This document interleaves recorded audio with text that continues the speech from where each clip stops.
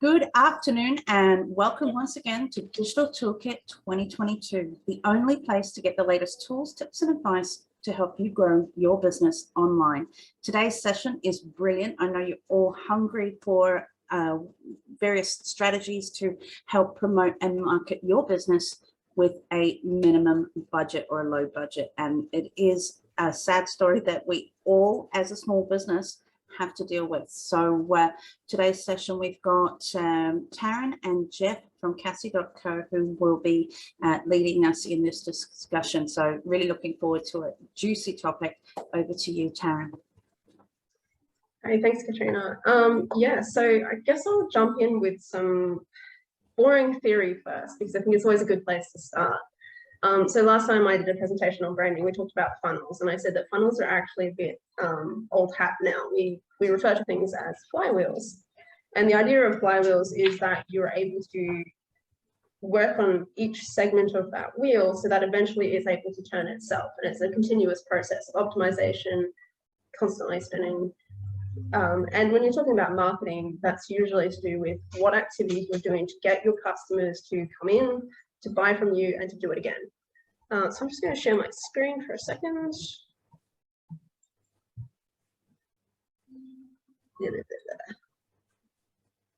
Maybe. There we go. This is basically what I've dumbed down or simplified my favorite flywheel when I'm talking about marketing and sales. And basically, I've chunked it into 5 sections where we've got acquisition. This is where people actually find you and decide that they're actually interested in what you do. Then there's activation. These are people who are showing interest in what you're doing, but there are steps that you need to take to get them there first. And those are what we call our leads. Then we've got revenue, and those are our first-time customers. Retention is all about getting those customers to repeat purchases or come back for more services, whatever the case may be. And then we have our referral clients who, they're referees, they're big fans of us, they're the kinds of customers that we really want to get. And so the idea is that if you pump enough into each of those segments, you'll get this whole turning marketing machine, and it'll make your sales processes a lot more controllable. All right, so generally speaking, when we're talking about paid advertising, we're looking at the acquisition phase of that cycle. Not all of it is, but a lot of it is. And I hear really quite often, particularly from businesses who are just starting with their advertising, that paid advertising doesn't work for me. And there are usually 2 reasons for why they don't work. The first is that you're using the wrong channels or you're not using them properly. And the second is that, lost my train of thought. Help me out, Jeff. What's the second one? I guess it's that it doesn't suit the audience that you're. Oh, yeah. So your flywheel isn't performing. Like, that's kind of part of the thing. So yeah, you're not using it right. So you've got the wrong audience, you've got the wrong channels. You haven't put the right oomph behind it. And then the next part is obviously coming back to that flywheel. You're not leading them into the next segment. So ultimately, it's all about greasing the wheel, in the sense that, like, you won't get any decent results in terms of your business continuing to grow itself if your marketing flywheel doesn't keep turning. And usually that's because you've overinvested in one segment of it, and the other segments are basically holding everything back. Which, I mean, to use my favorite word, or word I hate to use, it's unoptimized. and that lack of optimization basically ends up costing you more and more as time goes on. Yeah, so I guess when you're considering what you want to do with your paid advertising, it's not just what sales am I going to get out of this? It's how does it feed into the rest of that wheel? And so, think about the value that your business brings. It's not about how many sales you're making or how much revenue you're making, because if you've got to find customers, new customers for every time you make a purchase, you very quickly run out of customers. So yeah, you really want to be feeding that flywheel. And so some things that you might look at, like example might be Netflix.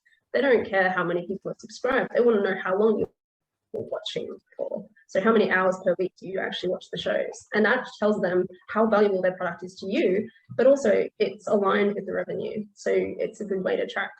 Yeah, so I guess one of the important things to focus on here is often your most ideal customer is your existing customer. They are much easier to sell to. They're already pre-qualified. It costs a lot less. And particularly, I mean, for a lot of small and early stage businesses, tend to get, I mean, of course, when you're starting out, you need new customers, but you tend to get stuck in that mentality that you always need new customers. One of the things to focus on or to actually make sure of is that you're not losing existing customers.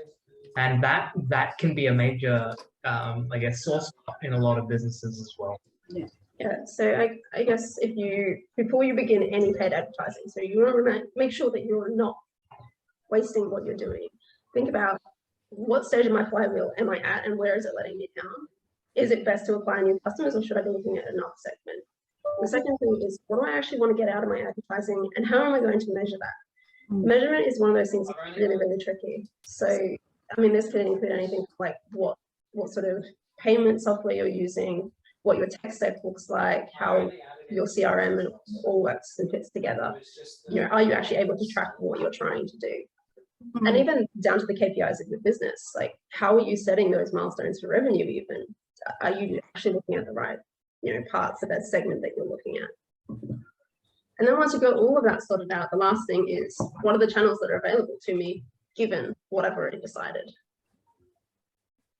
So yeah, paid advertising on a budget. For me, this is all about minimizing wastage. So, but still getting those required results. I'm not talking about putting $200 into Facebook because I need leads. 9 times out of 10, if that's the attitude that you have, it's just going to be burnt money. So I'll take a breath here. You guys jump in with like any thoughts that you have on what we've said so far. That was absolutely brilliant, Taryn and Jeff. I love the flywheel. I'd be really curious to see how you revisit that with your clients. So if you've got kind of, I don't know, a pro forma or something that you go through to help assess them and discuss them through each stage of that flywheel, that would be really useful to refer to. So again, one of the biggest things I think that you referred to just now was the most important thing was the actual watch time of, like, using Netflix as a great example. The watch time was more important than the number of subscribers. Why?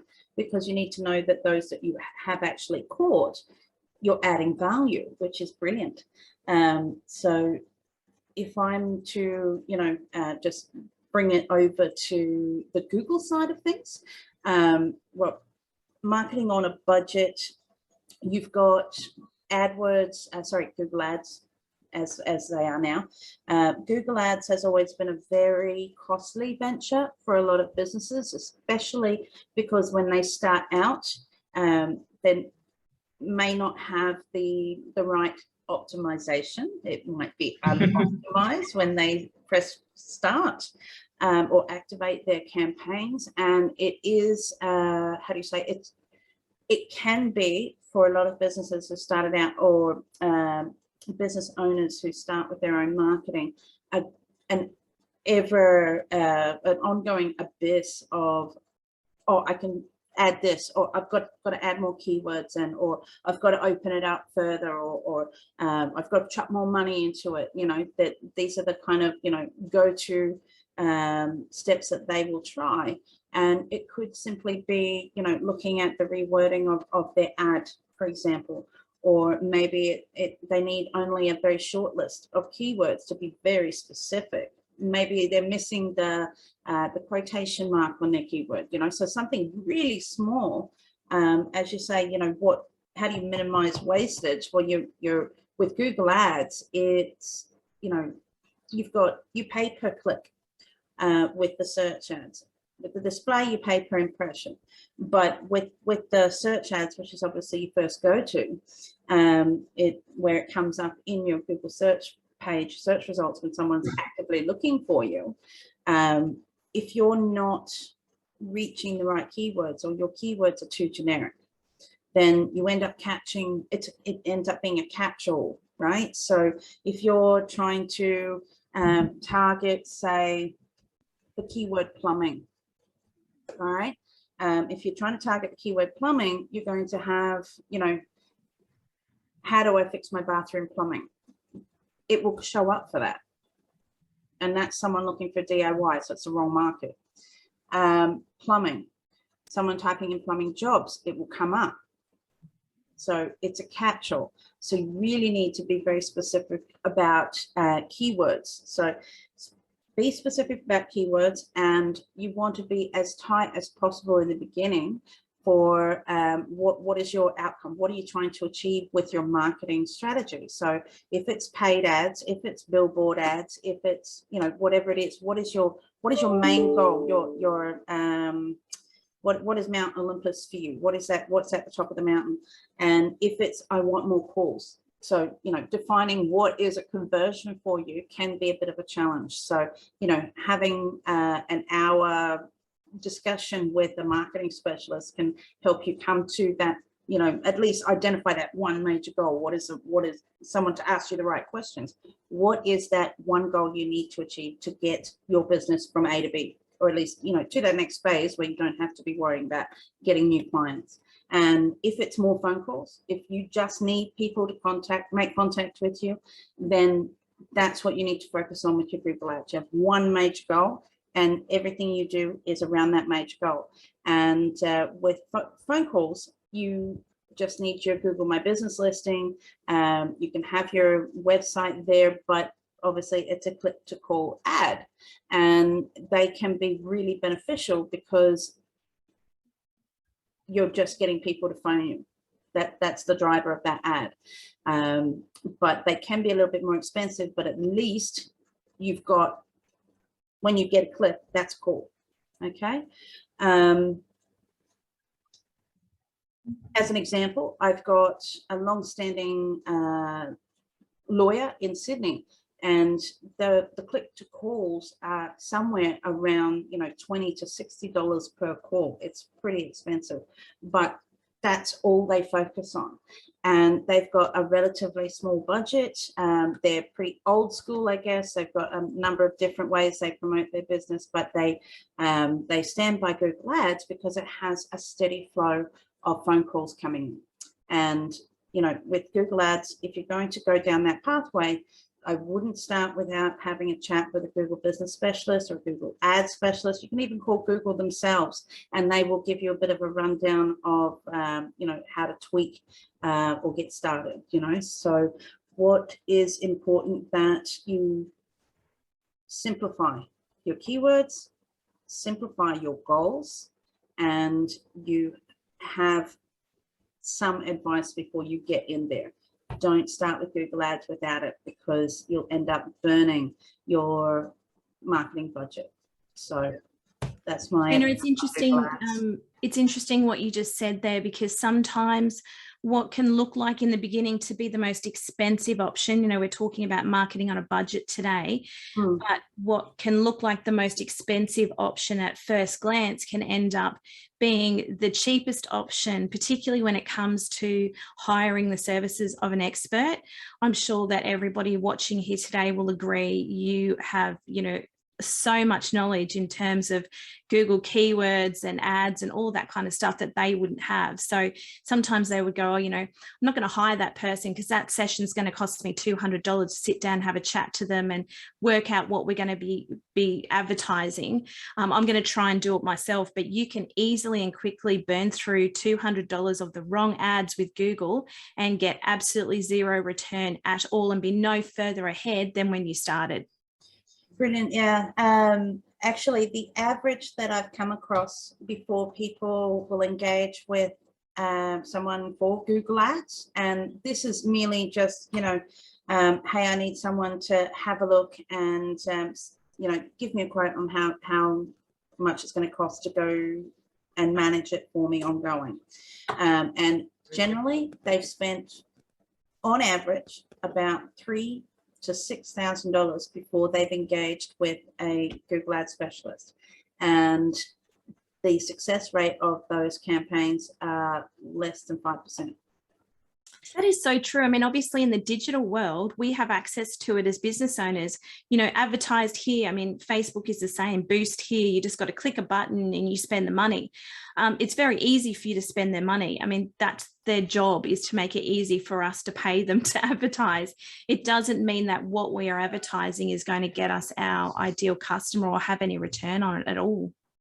Actually, Taryn, if you don't mind just sharing your flywheel again, because I guess the biggest challenge, and the reason why I want to bring it back to the flywheel, is I love this approach that you've taken in regards to educating our audience on a very simplified 101 level, because come on, guys, we're experts supposedly in our fields, and even we get it wrong, right? Even we push the buttons when we know we shouldn't push the buttons. So I wonder if what we do is we're going through this process here. What I'd love for us to do is to spend, 2 to 5 minutes in each of these 1, 2, 3, 4, 5 areas. And maybe what we do is we look at what are some of the right, what could be some of the preferred paid advertising or paid marketing strategies that we could be encouraging as we go around this flywheel, because I love what you've done here. And also I love the fact that you actually mentioned my company, Your Marketing Machines. Love it. Thank you so much for doing that. Thumbs up to you guys. So look, if we start at that acquisition stage here, and let's build a bit of a scenario here, team. Let's say, for example, we've got a business that's 0 to 2 years old. They've got a website, albeit it's in a degree of some state. It may not be ideal, but they've spent the money, they've paid for a very simple website, because that's what most businesses do. They've gone out, they've got a Facebook, they've got an Insta, they've got a LinkedIn because some marketing expert told them that they needed it. They've possibly gone and joined a business networking group as well.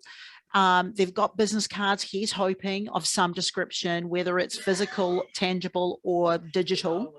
So that's, and I guess let's just pick an industry here. Let's say that they are a business coach. There we go. So team, with our heads and our years of experience, we're in the acquisition phase here. And obviously this is us. We've opened the doors. We've met some people. We've got some clients. Woohoo! We've lost clients. We found out that we're in a busy industry called business coaching. Acquisition, guys. What would be one recommendation that you would give them from a paid marketing / advertising perspective? Kerry, go. Join networking groups. And I know it's a little bit out there, but it's still paid. You still have to pay to go to a lot of these things. Pay to join gives you an opportunity to meet people and spruik your business. Taryn, go. Review websites. If people are searching for you, they want to hear what other people have said. Beautiful. So those are still paid per click usually. Katrina, I can see those wheels are turning, girlfriend. What would be one paid marketing, paid advertising recommendation for acquisition? So this is us acquiring or acquiring strangers. Well, my first go is Google SEO. So having someone do blog copywriting. So just a regular flow of traffic coming through from Google, and that's focused on obviously your keywords, your SEO, but quality content, and giving them some value with that. Perfect. For me, guys, for those out there who are watching this, my recommendation is content. If you've already got all of these social media strategies, and we've had Bingo the dog arrive, which is wonderful. Hello, darling. I would suggest start doing video content, even if it's just, if you're at a business networking event where Kerry belongs, do a video of just being there, being amongst the room and introducing yourself, and post that onto your socials, put that onto your website. Okay, guys, here we go. Step number 2, activation. Don don. Leads. Katrina, go. One paid marketing advertising recommendation for the activation stage. Use a lead capture form, and one that links in with your Google Analytics to catch the goal. Perfect. Kerry, go. You could run a lead generation on social media or Facebook in terms of giving away a freebie. That's a great one. Taryn, go. You're at some answers. What do you think, Jeff? I'm thinking calls. I mean, at least in our case, for us, our acquisition is when people effectively sign up. So activation is getting them to actually engage properly. So usually that would be giving them picking up the phone, giving them a phone call, and you know, seeing how we go, or even reaching out on LinkedIn or something like that, where you have a personal connection. Usually gives us quite a strong result. You could argue whether that was paid or not, but the person doing the phone call usually gets paid. Yeah. Definitely. I know, right? For me, it would actually be a combination of what Katrina actually said about quality content on your website. For me, it's about sharing the experience of why somebody should actually invest in your business and in your expertise. So I'd be supporting that with quality content, valuable information, you know, the 10 top tips on what you shouldn't do for X, Y, Z or ABC. I find that kind of information is really powerful at actually starting to build that relationship with those leads. So number 3, guys, ka-ching, ka-ching, I got the money. Yeah. Woo, we got a customer. Yeah. Hey, okay. First time customers, guys. What's the next step here for us? Taryn, Jeff, what would you recommend? For us, we usually do a face-to-face. So our business relies very much on relationships. So we'll usually, after the phone call, we'll organize a face-to-face meeting with these guys and get to understand their businesses. And that usually happens prior to revenue, but sometimes it does happen after. Perfect. Katrina, I know you've got a wealth of knowledge in that head of yours, girl. Okay, so we're looking at revenue stage, yes? So Yeah, we got the money. Woo, yeah. All right, so coming at it from obviously, you know, Google perspective and new customers, first time customers coming in. All right, so they're in your database and you want to win them over, at least get them on the books. So I would suggest something very low cost, something easy for them to justify making that next step. So whether it's, you know, 90% off for a session, or, you know, giving them some kind of discount code that is plugged into your systems, and actually just getting them on the books, getting them to make that decision. Yes, let's try it. Nice. Love that. Kerry, come on, give me some magic. Communication is key at this point, isn't it? It's all about whether that's via a phone call, whether it's via Zoom, whether it's face-to-face, it's all about that. This is where you can, you know, get that money and get that customer, but you can also do a really bad job and lose them. And so it's really important for me, communication of any sort at this point. Perfect. For me, team, it's about that prospect experience, so that lead generation, nurture journey, prospect experience, and transitioning to sales conversion. It's really important that you have a powerful onboarding process. And I know, Katrina, you've got something really fantastic on your website where you actually take them from that journey of lead gen around to nurture journey, prospect experience. So they're actually experiencing you before they purchase you. So by the time they come to purchase you, there is a natural expectation of the quality of the service. So guys, this is where I'd be going back. I'd be looking at my onboarding process. Have I got my systems in place so that I'm supporting them through becoming a lead, a prospect, to becoming a consumer of my services? So number 4, guys, retention. So how do we get them to rinse and repeat with us? Taryn, Cassie, what are some ideas here that we can give to our, Taryn and Jeff, some ideas that we can give to these people? This is an interesting one that we're currently still working through ourselves. Ooh, it's exciting. Yeah, so retention for us is often basically for us right now is just standing out more so than our than any competition. Basically, our big draw card in our business is that the overall experience with dealing with us as a team, the fact that we're responsive and all of that sort of stuff, ends up making customers feel like, well, I've already invested this time and effort in here and I enjoyed the experience. It all ends up being a question of, what does it cost me to stay versus what does it cost me to go? And that, as long as we can make that equation in their minds, say, look, you know what, I actually, it would take me a lot more effort and a lot more resources to switch to a different brand or a different company, I'm going to stay. And Perfect. for us, yeah, it's just about streamlining all of that. Perfect. Kerry, your ideas, your thoughts to help our audience out there. Yeah, really making sure that you show value to that particular customer that you have, that they know everything that you have to offer, and possibly taking them on a bit of a retention journey. I don't even know if that's a thing, and I've just made it up. But you know, if they're going to sounds great, it sounds really awesome. Yeah, so if you're a business that maybe has products that they purchase, you know, an example might be skincare products, let's say. Is there a resubscription that they automatically repurchase again, or can you put them on that pathway, or is there a contact strategy to say, hey, do you need to buy more of it? So what is that kind of, or you bought this product, I think this is the next one you should go with, or this is what you should do next. So people want to be guided on the journey to continue to. I agree. So. Katrina. Well, this is an interesting one for us, and it's something that was a very big focus, I guess, over the last couple of years, and keeping the customer informed as far as what it is you're doing and what it is that they need to do, essentially. So I guess that the key word here is accountability, and keeping them not just, I mean, small business owners or service providers, they're constantly worried about making sure that they give value.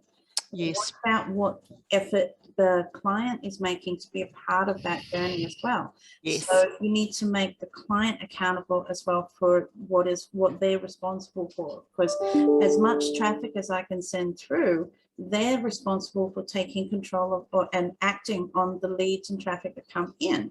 So, you know, and then obviously, you know, you've got, if you've recommended that they need to do 4 blogs a month in order to get ahead of the competition, and they're only doing, you know, 1 blog a month, or they're only doing 1 or 2 blogs every 3 months, right? So obviously time poor, right? And then they come back to you and go, well, this isn't working, I'm not getting leads. Well, hang on a minute. You've got your Ahrefs or SEMrush report. You can see the visibility being affected because you don't have the content going up. Correct. But you need to be sure that you know you're doing everything you need to do for your client, because you're not going to do you know, a half job with your client, because you want to keep them on board and you want to be able to have them refer you on to others. So you're going to go over what you go over and above, but you don't want to, you know, overdo it, because you're not necessarily going to get paid for the extra effort. We all put in the extra effort, but it's about, you know, how can you be very clear to the client about their accountability as well as your own. So that comes back to what Kerry was saying about consistent communication, but having those tools to make sure the client is aware of what their responsibilities are helps make your job easier as well. So accountability is a huge part of customer retention and customer satisfaction as well. And, you know, and it's so powerful that you talk about that accountability element, because when you consider right back to the acquisition through the activation and the revenue, right? When we're communicating about who we are as a service provider, we actually set the expectations and the bar of what's going to be acceptable and what's not going to be acceptable. So if you're looking for that accountability element at the retention rate, then that's something, if that's going to be important to the way you operate your business, then you need to ensure that that messaging is put out there at the very beginning. So right back at the acquisition stage, if accountability, if you're going to be a partner or you're going to be walking, you know, hand in hand next to your client, but there is a mutual expectation. You're going to do this, the expectation is they're going to do that. And if you haven't done that right back at the acquisition stage, then guess what's going to happen? You're not going to get them right at the retention stage. So it's really important when you're looking at this whole process out there, guys, that it starts with at that acquisition stage. You need to set the expectation of the kind of commitment you're going to put towards your client's business. If you're going to put in 100% and your client's going to put in 50% because that's what you've sold them at the acquisition and the activation stage, at the retention stage, they're going to look at you like you got two heads and go, you want me to do what? You want me to, really? So that's a real important element to be aware of when you're looking at stage 4 here.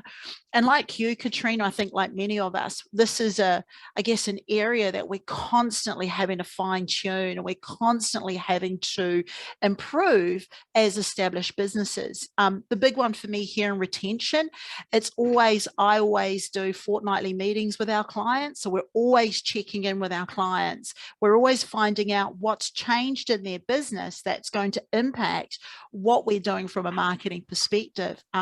For example, I've got clients who were flood affected for the second time in 8 weeks in the Fraser Coast region. So all the marketing plans we'd put in place, suddenly they all had to get thrown out the window, and we had to be agile enough as service providers to support that. So always at this end, and if you're a business coach out here listening to this, I'm going to encourage you that it's about setting the right expectation on how you're going to deliver, support, and guide your clients into their business success. So lucky last, guys, this is where we're moving from being a consumer to what I classify as being a raving lunatic for your business. Right? These are the gold.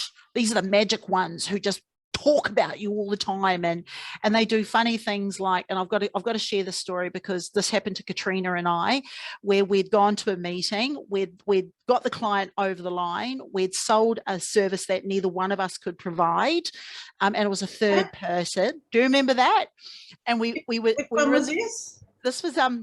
we were in the car driving away from the client, and we'd sold a branding package to the client, which neither one of us could do. So I actually rang, this is funny, right? This is what being a raving lunatic for your business is all about. So I rang a colleague of ours, Telia Dwyer from Design Governess. She was still asleep. It was 10:30 in the morning and she was still asleep. She'd just woken up, hadn't even had a coffee because she'd worked through the night. And we rung her and I said, hey, what are you up to? She goes, I've just got out of bed. Like, what's going on? And I said, great. We've just sold you a branding client for X amount of thousands of dollars. We'll send you through the brief, but you're it. Who, raise your hand, who wants that kind of phone call at 10:30 in the morning when you haven't had a coffee? Raise your hand. Come on, raise your hand. Absolutely, right? So it's finding these, right, like, wouldn't that be great? So it's finding these raving lunatics in that referral stage. So, Kerry, I think the big thing for me with referrals is to actually ask for referrals. Sometimes we don't ask, particularly as companies, we're a little bit reserved. We don't want to ask for referrals. Yep. So making sure that you have that conversation about, is there anybody else that you know that might be able to use our services? We'd love to be able to help as many people as we can. Love it. Katrina.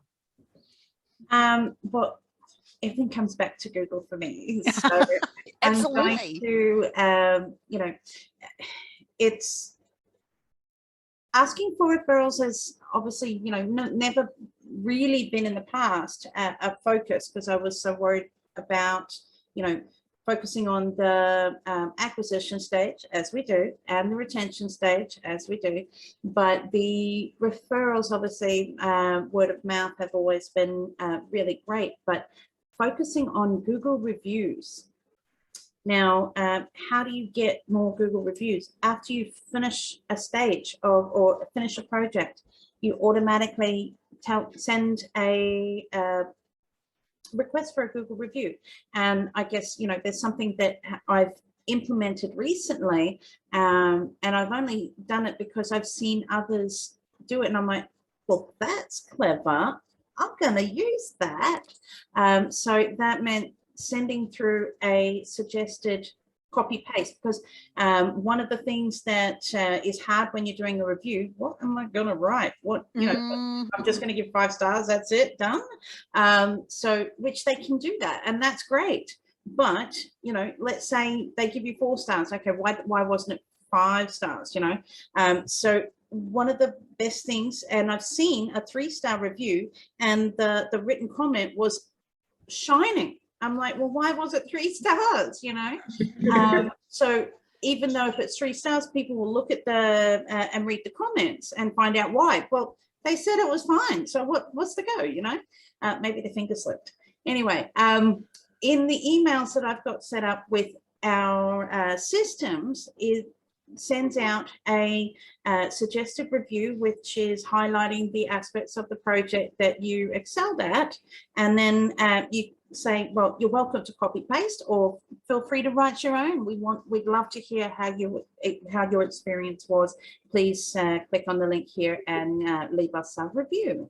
And 9 times out of 10, the clients will click on that and do it. But believe it or not, while I suggest that paragraph for them to copy paste, that again, more than half the time, they're writing their own based on the one that I've sent through. So they don't necessarily copy paste, but they've got the motivation and they've got the wording they need to write their own review, which is brilliant. And it's a great technique to use to get more Google reviews, and that helps with your SEO, helps with converting the clients when they find you online.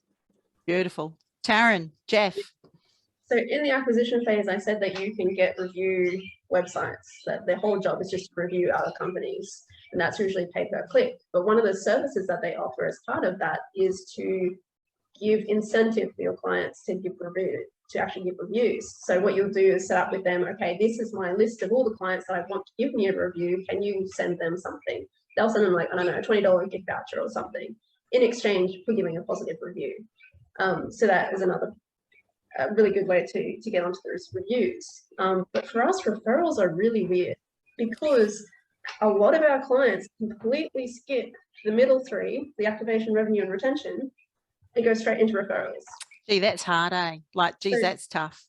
So during acquisition, our clients will be like, I like this product, but I can't use it. Here's my friend who can. Perfect. And you can often incentivize that, like to some degree, you know. We will usually get to the point with a lead where we will have that face-to-face conversation, and they'll basically tell us, look, I mean, this is just not suitable for my business.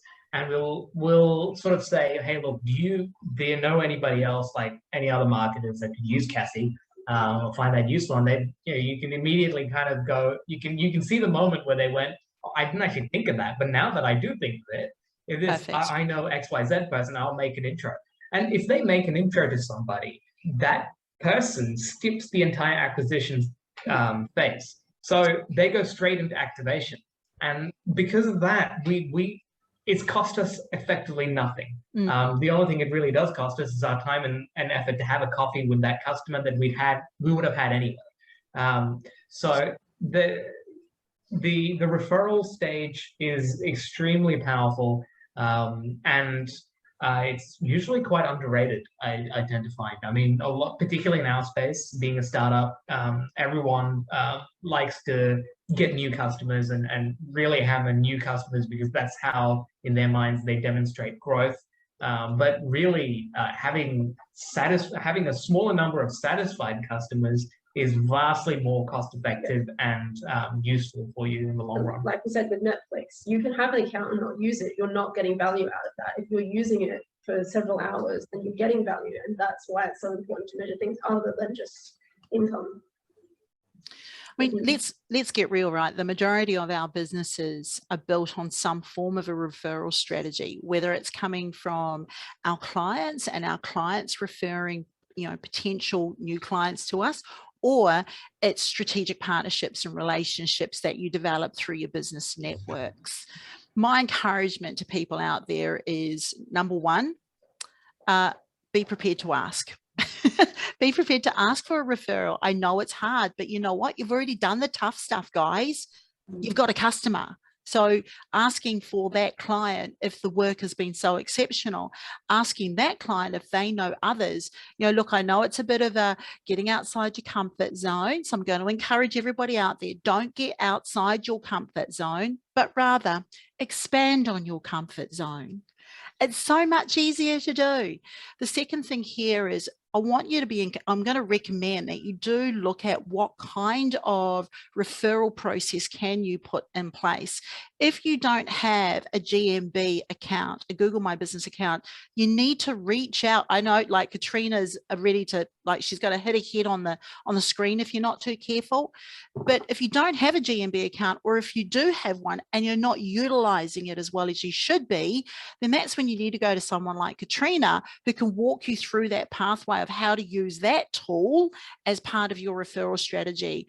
If you ever get a chance to speak to someone like Carl Schwantes, who's the 5-star review guy, he takes people, he's got a review process that is like out of this world and really simple and effective to implement. For me, it's all about strategic partnerships and relationships for me. It's about looking for mutual connections where I can bring everybody in, for example, someone like a Kerry or like a Katrina or like a Taryn or Jeff, and I can bring you guys in to work with me with a client. That for me is powerful because not only does the client feel like I'm doing the right thing by them, but I also get to work with potential strategic partnerships who get to understand how I operate. So that's where I always recommend that you go with in regards to your retention. So guys, I commend you for putting this up. Wasn't that easy? Let's always Katrina, let's always have somebody bring a chart where you just should be mandated. Should be mandated, like getting vaccinated and quarantining, mandated. There is, I'm wary of time here, but there is one thing I wanted to add to all of this.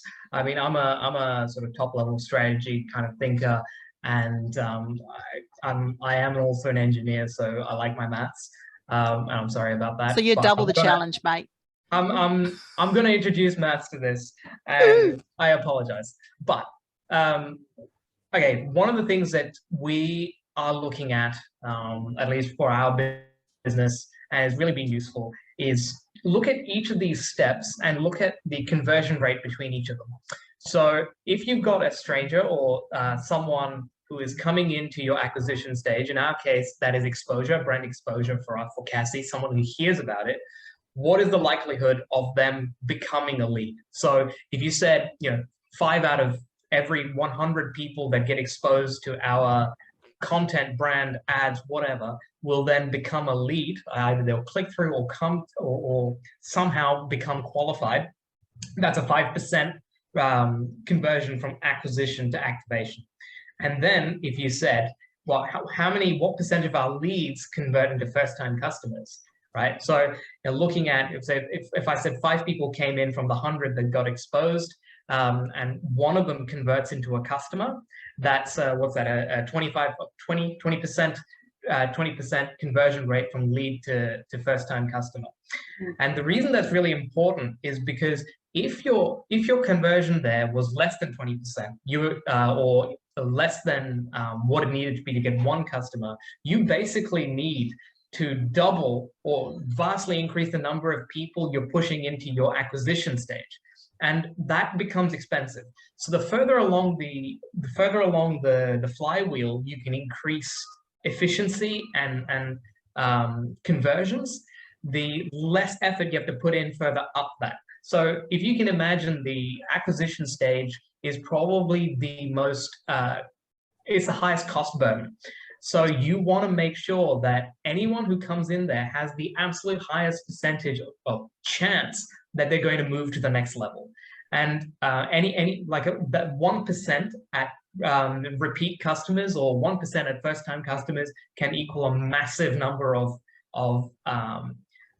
people that you need to get into the acquisition stage.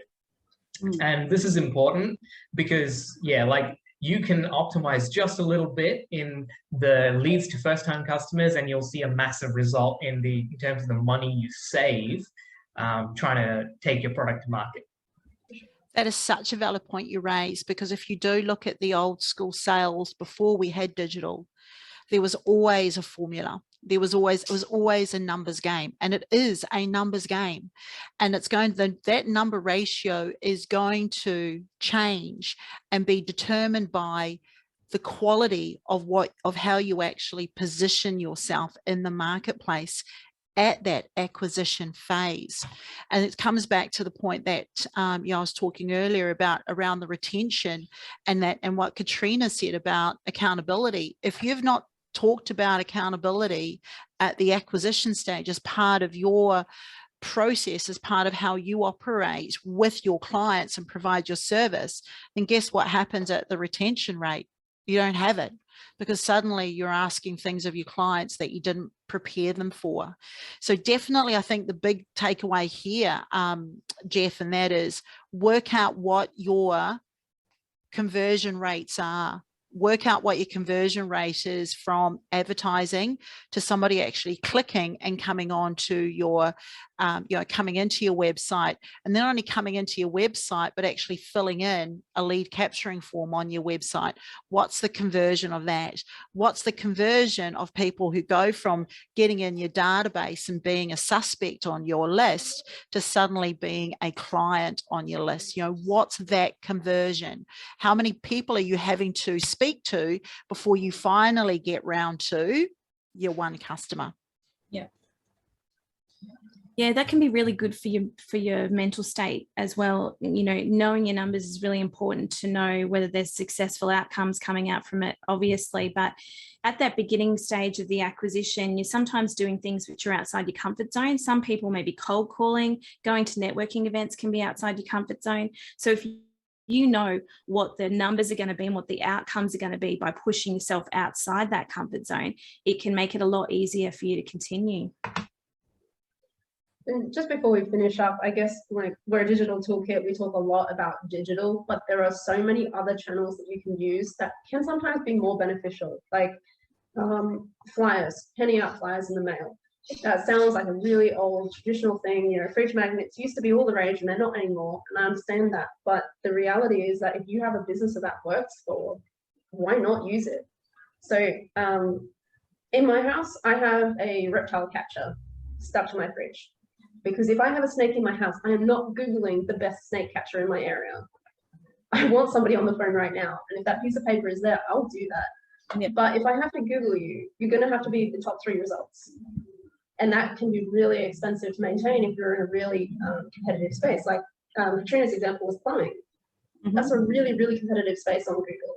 FYI, average cost per click for a snake catcher is roughly, on average, about $20, $25 per lead. Yeah. So they're not necessarily someone who's going to go, oh yeah, I like your price, and and engage. So that 1 in 3 is a conversion rate for once they've actually clicked on and made the call. So they're paying $25, sometimes more, to get them out there for whatever cost it might be, somewhere between $150, $180 to remove a snake. So let's say on average they're spending 3 clicks just to get 1 conversion. So it's really costing them $75 to get $180 for 1 job. Yeah, exactly that. So do the math. So sometimes, like if you're printing, particularly if you're printing something small, you can even do it at home. Like the guy that I kept, it was just a home printing job, right? And he would have already been out catching somebody else's snake and put that in my letterbox. So what do you call it? Like $2 worth of printing. You're already at the location. It doesn't really cost you anything. And I'm going to be a guaranteed customer for him. Mm. So. And the other aspect is, like, even big companies still do this, like Uber Eats and all the food delivery and the guys at the rideshare people, like they basically stood outside of, they hired someone to stand outside of QUT and hand out little cards that gave you a discount on your first booking. And it is a very traditional, old school kind of way of marketing, but it works. And that is something to consider, that digital, a lot of the digital channels are very, they're very powerful, but they don't by any means replace traditional channels either. And that's something to sort of bear in mind as well, that you could find something useful just if you kind of broaden your horizons a little bit. Yeah. Brilliant. I'm going to pull it to a close now. That was an incredible session. I mean, a ton of insight and value and real-time, real-world examples at each stage of your flywheel. Thank you for sharing that with us, guys. But that's about, yeah, all the time we have for this session. So make sure that you check in with us next week for the next topic. Just what do we have coming up? Next week's session is getting in front of the camera up close and personal with Nick Brown from Sky Jellyfish. So looking forward to seeing you jump into the session, the website to check out the recap on this article. We've got so many amazing suggestions on how you can market your business on a budget. So until then, make sure you subscribe to digitaltoolkit.co, and we look forward to helping you get found, get paid, and grow your business online. Thanks, everyone. Bye for now.